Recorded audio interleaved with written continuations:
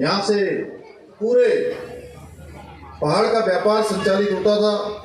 इस केंद्र बिंदु, इस पावन भूमि में अमर शहीद चंद्रशेखर आजाद जी के बलिदान दिवस पर आयोजित इस ऐतिहासिक मेले में उपस्थित होने पर आप सभी का और आपने मेरा यहाँ पहुँचने पर हमारी माताओं बहनों ने, बड़े बुजुर्गों ने, नौजवानों ने, प्यारे बच्चों ने, सभी ने मेरा और मेरे साथ आए हुए सभी महानुभावों का स्वागत किया, अभिनंदन किया। मैं भी आप सभी का अपनी ओर से स्वागत करता हूं। दोनों हाथ जोड़कर आप सबको प्रणाम करता हूं। साथ ही मैं भारत माता के वीर सपूत बलिदानी चंद्रशेखर आजाद जी को समस्त प्रदेश वासियों की तरफ से, देवभूमि वासियों की ओर से भावांजलि अर्पित करता हूं। मैं इस अवसर पर दुगड्डा की इस वीर भूमि को दोनों हाथ जोड़कर नमन करते हुए दुगड्डा के वीर सपूत, महान क्रांतिकारी भवानी सिंह रावत जी को भी अपनी श्रद्धांजलि अर्पित करता हूं। मेरा सौभाग्य है कि मुझे इस ऐतिहासिक मेले के शुभारंभ अवसर पर आप सभी के बीच आने का शुभ अवसर प्राप्त हो रहा है। और सच में आज मैं पहले से निर्धारित कार्यक्रम होने के कारण से काफ़ी सारी दिन भर की व्यस्तता थी, लेकिन जैसे ही मुझे आपकी विधायक रेणु जी ने मुझे कहा कि ये मेला भवानी सिंह रावत जी और चंद्रशेखर आजाद जी की स्मृति में लगता है, इस मेले में आपको अवश्य आना चाहिए, तो सच में मैंने भी एक मिनट नहीं सोचा। मैंने सोचा कि चाहे कितनी भी व्यस्तता क्यों न हो, लेकिन मैं ऐसे अवसर को खोना नहीं चाहता था कि ऐसे वीर बलिदानियों को जहां पर मुझे भावांजलि और श्रद्धांजलि देने का अवसर प्राप्त हो रहा हो। भाइयों बहनों, चंद्रशेखर आजाद जी ने अपने शौर्य, साहस और संकल्प से भारत के स्वतंत्रता संग्राम को एक नई दिशा देने का काम किया। अनेक उन्होंने कठिन संघर्ष किया, कठिन तपस्या करी। लगातार देश को आजाद कराने के लिए उन्होंने अपना सर्वस्व लगाया। उन्होंने मां भारती की स्वाधीनता के इस महायज्ञ में अपने आप को समर्पित करके देश के युवाओं के समक्ष त्याग और राष्ट्रभक्ति का एक अनुपम उदाहरण प्रस्तुत किया। उनका पूरा जीवन राष्ट्र प्रथम के संकल्प को आत्मसात करने वाले प्रत्येक व्यक्ति के लिए आने वाले युगों तक, अनंत काल तक प्रेरणा का स्रोत बना रहेगा। हमारी देवभूमि उत्तराखंड से भी उनका गहरा नाता रहा है। आज से लगभग 95 वर्ष पूर्व वर्ष 1930 में महान क्रांतिकारी स्वर्गीय भवानी सिंह रावत जी के आमंत्रण पर स्वर्गीय चंद्रशेखर आजाद जी अपने साथ इस दुगड्डा की पवित्र भूमि पर आए थे। उन्होंने कई दिनों तक यहाँ रहकर अपने युवा साथियों को शस्त्र प्रशिक्षण भी दिया था। इसकी याद दिलाता स्मृति वृक्ष आज भी यहाँ मौजूद है। ये घटना केवल एक ऐतिहासिक प्रसंग ही नहीं है, बल्कि हमारे गौरवशाली इतिहास का एक महत्वपूर्ण हिस्सा है। ये दुगड्डा की भूमि उस प्रखर ज्वाला की साक्षी है जिसकी लपटों से अंग्रेजी हुकूमत कांप उठी थी। भाइयों बहनों, यहाँ से भी पूरे देश की आज़ादी को एक नई ऊर्जा मिली थी। यहाँ की मिट्टी आज भी उन वीर बलिदानियों की गाथाओं को अपने में सजाए हुए ही दुगड्डा का यह ऐतिहासिक मेला हमारे उन्हीं वीर बलिदानियों की स्मृतियों को अगली पीढ़ी तक पहुँचाने का विशिष्ट माध्यम है। और निश्चित रूप से ये मेले हमारे लिए हमेशा एक प्रेरणा का स्रोत, हमारी आने वाली पीढ़ी को उनका स्मरण दिलाएंगे जिन्होंने देश की आज़ादी के लिए अपने प्राणों का बलिदान दिया, एक लंबा संघर्ष किया। उनके जीवन से प्रेरणा मिलेगी। भाइयों बहनों, उत्तराखंड की पवित्र भूमि भी हमेशा वीरों की भूमि रही है। ये देवभूमि के साथ वीर भूमि भी है। चाहे वो स्वतंत्रता संग्राम की लड़ाई हो या फिर देश की सीमाओं की रक्षा हो, उत्तराखंड के वीर सपूतों ने अपने प्राणों की आहुति देकर हमेशा भारत माँ के मान सम्मान को बढ़ाने का काम किया है। भारत माता को कभी उन्होंने झुकने नहीं दिया है। चाहे इंद्र सिंह गढ़वाली हो, गब्बर सिंह नेगी, वीर चंद्र सिंह गढ़वाली जैसे अनगिनत रणबांकुरों ने इस भूमि का गौरव बढ़ाने का काम किया है। इस भूमि में जन्म लेकर पूरे देश को गौरवान्वित करने का काम किया है। परंतु दुर्भाग्यवश पूर्ववर्ती सरकारों के कार्यकाल में हमारे कई स्वतंत्रता सेनानियों को भी उचित सम्मान नहीं मिल सका था, जिससे वो वास्तविक हकदार थे, जिससे आने वाली हमारी पीढ़ियां उनका स्मरण करती और उनके पद चिन्हों पर आगे चलती, देश समाज और राष्ट्र के लिए काम करती, प्रेरित होती, उस दिशा में उनको आगे बढ़ने की प्रेरणा मिलती। आज भी भारतीय स्वतंत्रता संग्राम के इतिहास में हमारे ऐसे कई वीर बलिदानी हैं जिनका नाम बहुत कम लोग जानते हैं, जिन्होंने अपना बहुत लंबा संघर्ष किया, देश को आजाद कराने में अपना बहुत बड़ा योगदान दिया। आज भी वो नाम लोगों के सामने नहीं आ पाए। आज आदरणीय प्रधानमंत्री मोदी जी के नेतृत्व में स्वतंत्रता संग्राम की ऐसी कई गौरवशाली गाथाओं का पुनः स्मरण कराने के लिए नई पीढ़ी उनके नामों को जाने, उनसे परिचित हो, उनके जीवन इतिहास को समझने का उनको मौका मिले, उसके लिए स्मारकों का, संग्रहालयों का निर्माण पूरे देश के अंदर कराया जा रहा है। भाइयों बहनों, निश्चित रूप से ये ऐसी प्रेरणा है कि वीर बलिदानियों की गौरव गाथाओं के बारे में हमारे आने वाली सभी पीढ़ियां परिचित होंगी। हमारे राज्य में भी सरकार ने ऐसे वीर स्वतंत्रता संग्राम सेनानियों के सम्मान और मां भारती की रक्षा में अपने प्राणों का बलिदान देने वाले वीर सैनिकों और उनके परिवारों के कल्याण के लिए कई योजनाओं की शुरुआत की है। हम एक और स्वतंत्रता सेनानियों की स्मृति में सड़कों का, विद्यालयों का और संस्थानों का नामकरण कर रहे हैं और शहीद स्मारकों का निर्माण और संरक्षण की दिशा में भी हम व्यापक रूप से काम कर रहे हैं। इस कड़ी में हमने उत्तराखंड का 5वां धाम, सैनिक धाम, हम देहरादून के गुनियाल गांव में बना रहे हैं, जिसमें पूरे राज्य के हमारे 1750 से भी ज्यादा जो भारत माता के वीर सपूत जिन्होंने अपना बलिदान दिया है, उनके आंगन की मिट्टी लाकर एक भव्य स्मारक बनाया जा रहा है, भव्य सैनिक धाम बनाया जा रहा है कि आने वाली पीढ़ियां उन सभी को अपने स्मरण में रख सके। इतना ही नहीं, हमारी सरकार द्वारा स्वतंत्रता सेनानियों के आश्रितों को स्वास्थ्य सेवाएं और आवासीय योजनाओं में भी प्राथमिकता दी जा रही है। भाइयों बहनों, देवभूमि उत्तराखंड की सांस्कृतिक विरासत है। देवभूमि का अपना एक महत्व है।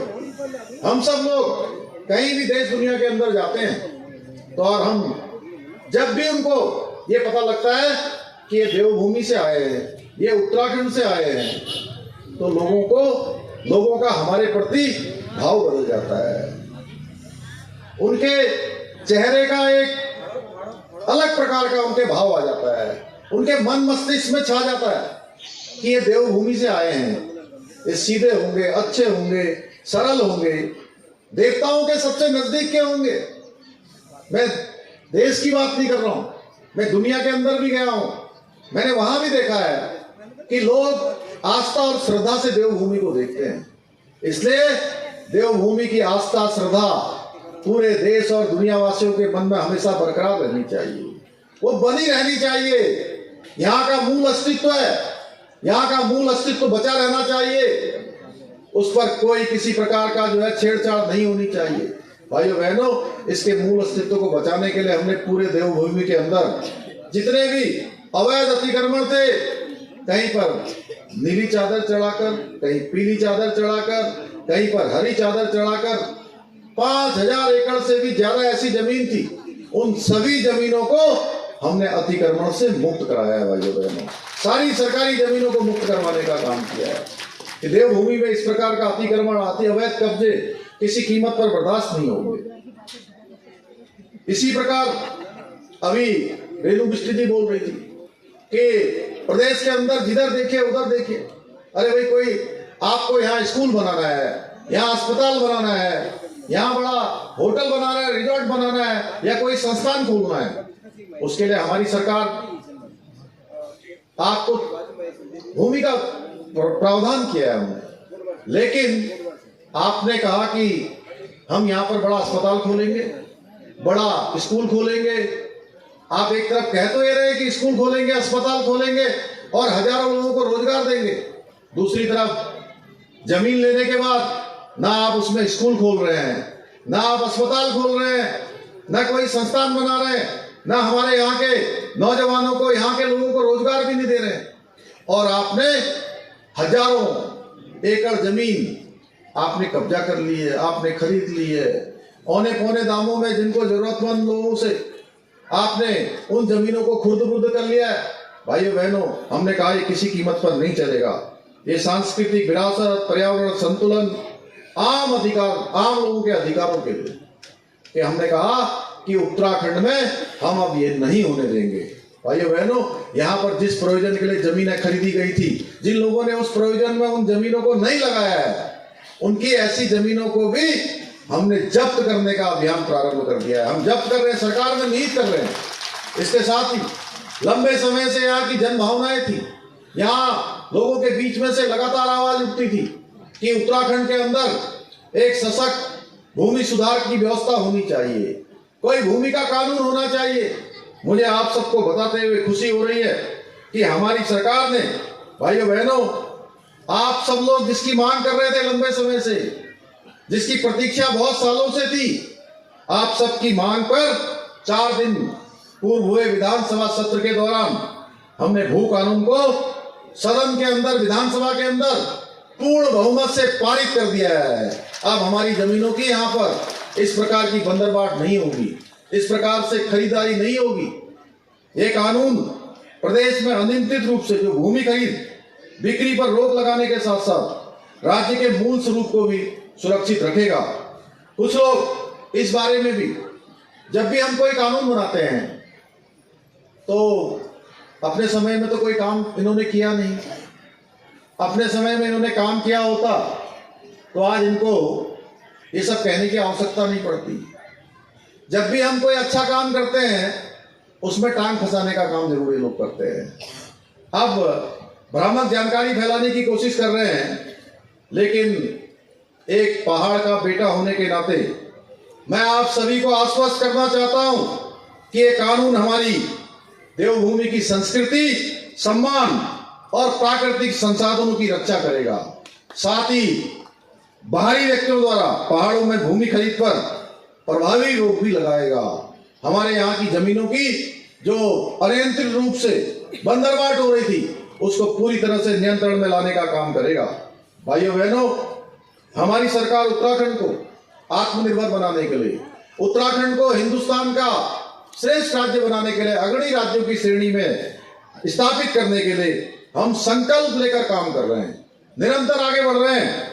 आज राज्य के अंदर स्वास्थ्य का क्षेत्र हो, शिक्षा का क्षेत्र हो या तमाम प्रकार के संस्थान बनाने हो, इन सभी में अभूतपूर्व सुधारों के साथ साथ हम रोजगार और स्वरोजगार के क्षेत्र में नए अवसरों का सृजन करने का भी विशेष ध्यान दे रहे हैं, जिससे हमारे नौजवानों को, युवाओं को रोजगार मिले, हमारी माताओं बहनों को आज रोजगार स्वरोजगार से जुड़ने का अवसर प्राप्त हो, जिसके परिणाम स्वरूप आज हमारे प्रदेश के अंदर युवाओं को रोजगार देने से लेकर राज्य में स्टार्टअप और निवेश के अनुकूल वातावरण स्थापित करने में हम देश के अग्रणी राज्यों के रूप में उभर रहे हैं। उसी का परिणाम है। यही नहीं, अभी 2023-24 का जो नीति आयोग भारत सरकार का इंडेक्स है सतत विकास के लक्ष्यों को प्राप्त करने में, उस इंडेक्स में, इंडिया इंडेक्स में हमें देश का पहला राज्य होने का गौरव प्राप्त हुआ है। हम पहले पायदान पर आए हैं पूरे देश के अंदर।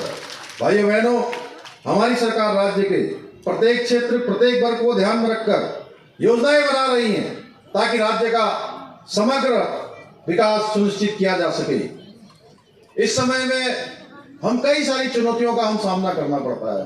अभी मैं यहाँ आने से पहले केदारनाथ में 31 जुलाई 2024 की रात को बहुत बड़ी त्रासदी हुई थी, आपदा आई थी। उस आपदा पर आज माननीय राज्यपाल महोदय के यहाँ एक कॉफी टेबल बुक का और आने वाले समय में इन चुनौतियों के रिस्पांस के लिए आज एक लोकार्पण का कार्यक्रम था, उस कार्यक्रम में गया था। तो हमें हर साल आपदाओं का भी सामना करना पड़ता है, कहीं भूस्खलन के रूप में, कहीं अधिक बर्फबारी के रूप में, कहीं अधिक बरसात के रूप में, कहीं बादल फटने के रूप में। पिछले साल भी हमने कई सारी चुनौतियों का सामना किया है। अभी जंगलों में आग लगने की समस्या भी बहुत सामने आ रही है।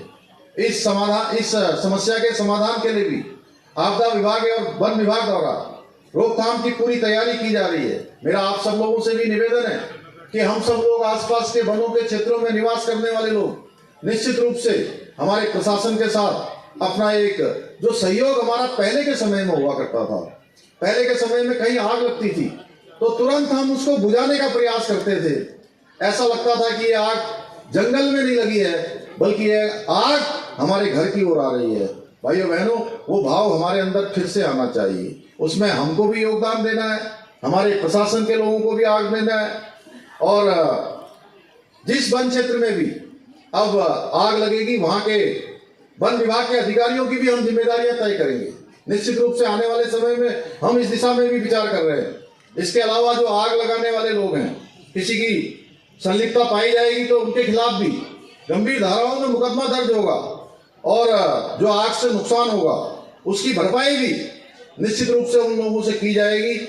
और इसके लिए भी हम आवश्यक रूप से, जिस प्रकार से हमने यहाँ उत्तराखंड में यूसीसी कानून बनाया है, हमने नकल रोकने का कानून बनाया है, हमने भूमि सुधार के लिए कानून बनाया है, हमने धर्मांतरण रोकने के लिए कानून बनाया है, हमने दंगा रोकने के लिए कानून बनाया है, इसी प्रकार का कानून हम इसमें भी बनाएंगे। इसके अलावा मेरे देवभूमि के परिवारजनों पर आजकल एक बड़ी समस्या आ रही है। हमारे दिलीप रावत महंत जी यहाँ बैठे हैं, इनको मैं बहुत बधाई देना चाहता हूँ कि इन्होंने अभी 4 दिन पहले विधानसभा में पूरे प्रदेश के अंदर वनों में होने वाली समस्याएं और इन सब की चुनौतियों से वन्य जीव संघर्ष जो जिस प्रकार से चलता है, तमाम प्रकार की जो हम विकास के काम करना चाहते हैं, उन विकास के कामों में तमाम प्रकार के अधिनियम होने के कारण से जो रुकावटें होती हैं, उसके लिए अपना संकल्प लाकर संकल्प प्रस्तुत किया है। पूरी विधानसभा में इसकी चर्चा हुई है, और इसको हम विधानसभा में चर्चा होने के बाद भारत सरकार में भी बात करने वाले हैं, जिससे कि आने वाले समय में इस चुनौती से भी हमको, इसमें भी जो है हमको कहीं ना कहीं सहायता मिले। जो काम हमारे नहीं हो पाते उन पर भी ठीक से होगा।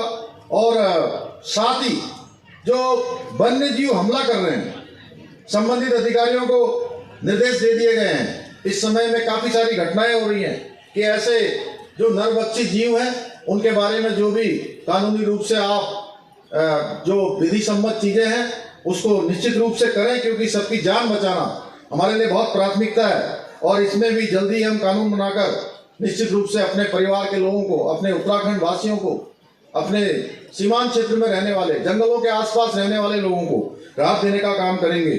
आप सबको इसमें भी कोई चिंता करने की जरूरत नहीं है, लेकिन फिर भी हम सबको सावधान भी रहना है। हम इस दिशा में भी काम करेंगे। भाइयों बहनों, इस क्रम में आज दुगड्डा क्षेत्र के लिए भी कुछ महत्वपूर्ण घोषणाएं मैं करना चाहूंगा कि नगर पालिका दुगड्डा क्षेत्र में एक आधुनिक बहुउद्देशीय भवन का निर्माण किया जाएगा, जिसमें तमाम प्रकार की गतिविधियां संचालित होंगी। आने वाले समय में इस क्षेत्र के विकास में यह भी एक काम बढ़ेगा। नगर पालिका अध्यक्ष एवं अधिकारी के सुचारू संचालन हेतु एक आधिकारिक वाहन की व्यवस्था भी यहाँ पर की जाएगी। शहीद भवानी सिंह रावत स्मृति स्थल पार्क का संरक्षण, सौंदर्यीकरण एवं पुनर्निर्माण नगर पालिका प्रबंधन द्वारा सुनिश्चित किया जाएगा। नगर पालिका परिषद दुगड्डा क्षेत्र में निराश्रित व्यक्तियों के लिए एक स्थायी रैन बसेरे का निर्माण भी यहाँ पर किया जाएगा। दुगड्डा ब्लॉक में खेल और युवाओं के विकास को प्रोत्साहित करने हेतु एक मिनी स्टेडियम की स्थापना की जाएगी। फतेहपुर में सिलगाड़ नदी पर एक नए पुल का निर्माण कराया जाएगा। दुगड्डा ब्लॉक के मटियाली क्षेत्र में स्थित सिद्ध बाबा मंदिर का सौंदर्यीकरण एवं विकास का कार्य कराया जाएगा।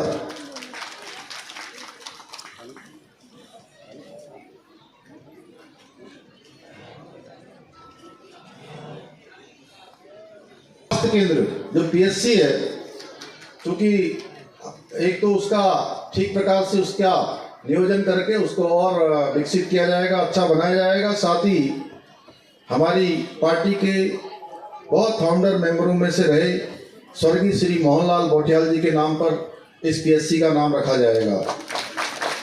और रेणु जी पीछे से कह रही है झील, अभी हम लोगों ने पिछले दिनों सतपुली झील का लोकार्पण शिलान्यास किया है और इस क्षेत्र में भी झील की आवश्यकता है। निश्चित रूप से आगे के कार्यक्रमों में यहाँ की झील बनाने के लिए, उसके लिए भी समस्त प्रकार के प्रयास किए जाएंगे।